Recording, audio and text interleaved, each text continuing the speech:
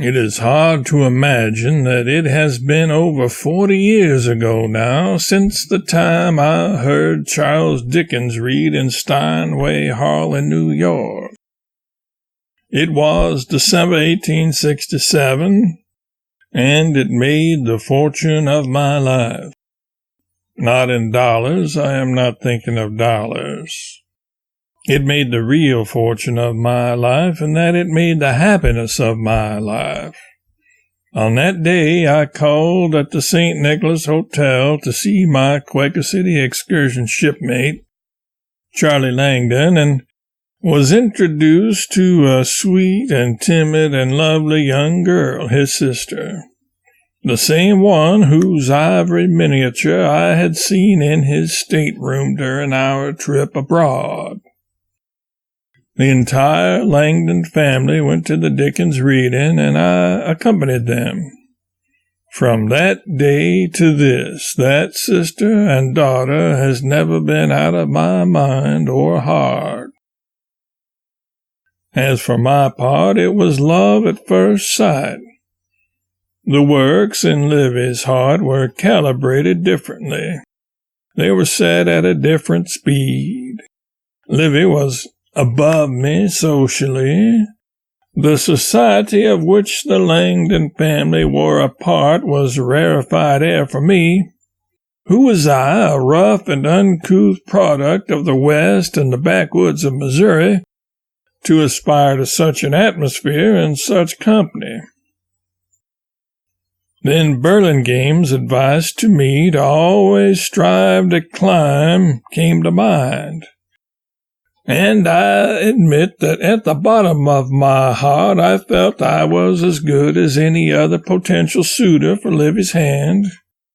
But my trepidation in the matter arose from whether the others whose opinions could trump mine, Livy and her parents particularly, would feel the same way I did about that. My boldness in pursuing Livy as a marriage partner did not stem from a thought on my part that I really felt myself deserving of such a woman as Livy, but I was not going to deprive myself of the best I could get, whether I really deserved such a prize or not. I would never marry a lesser one just to settle. If not for Livy eventually accepting my suit, I probably would never have married at all. It was the best or nothing for me.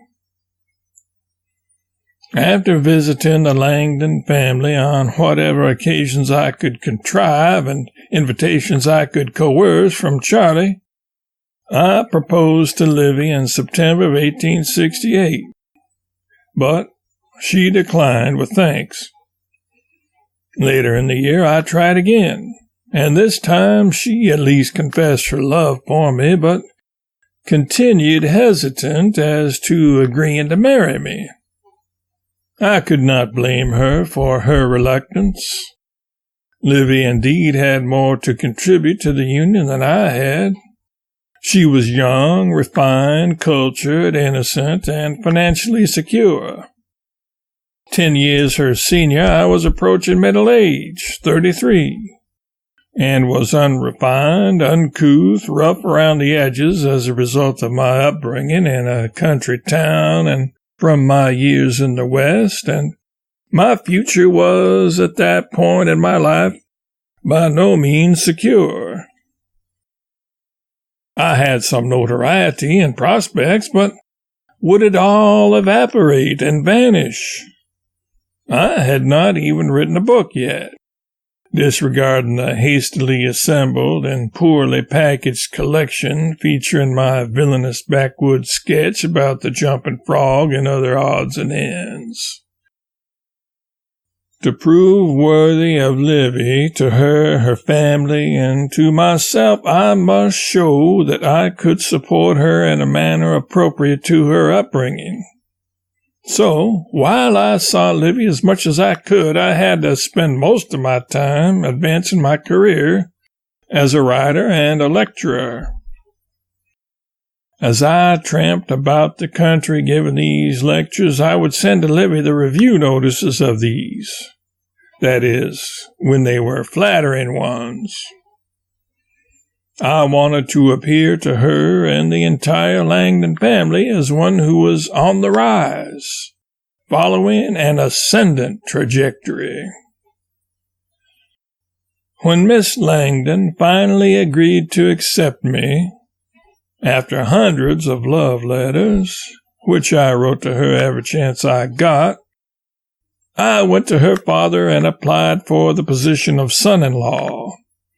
Mr. Langdon requested of me references, but I have already written of this in my autobiography. I refer you there for the details.